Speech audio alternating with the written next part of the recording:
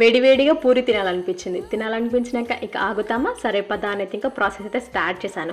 పూరికి combination puri curry కదా, curry లేకపోతే ఏం బాగుంటుందబ్బా అని సో ఇంకా కర్రీ కూడా స్టార్ట్ చేశాను.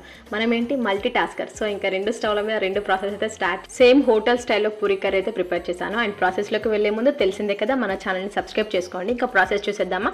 ముందుగా అయితే ప్యాన్ పెట్టేసుకొని ఆయిల్ వేసేసుకొని ఆవాలు జీలకర్ర ఫ్రై అయిన తర్వాత ఆనియన్స్ కొంచెం ఎక్కువ క్వాంటిటీ తీసుకోవాలా. ఆనియన్స్ ఫ్రై అయిన తర్వాత అందులో కొంచెం శనగపప్పు అండ్ పచ్చిమిరపకాయలు అలాగే కరివేపాకు కూడా యాడ్ చేసేసుకొని ఫ్రై చేసుకొని, అలాగే కొద్దిగా ఫ్రెష్ అల్లం వెల్లుల్లి పేస్ట్ కూడా ఫ్రై చేసేసుకొని ఇంకా అందులో కొద్దిగా వాటర్ కూడా యాడ్ చేసేసుకోవాలా. వాటర్ మరుగుతున్నప్పుడు అందులో ముందుగా కలిపి పెట్టుకున్న శనగపిండిని వాటర్లో కలిపి పెట్టుకోవాలా. ఉండలు లేకుండా కలిపి పెట్టేసుకొని అది మరుగుతున్న వాటర్లో యాడ్ చేసేసేయాలా.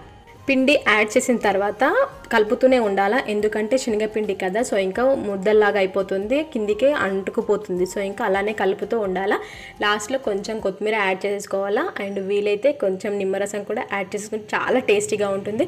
ఫ్లఫీ పూరీతో ఆ కర్రీతో తింటూ ఉంటే కాంబినేషన్ అదిరిపోతుంది. ఒకసారి ట్రై చేయండి. వీడియో నచ్చితే లైక్, షేర్, సబ్స్క్రైబ్.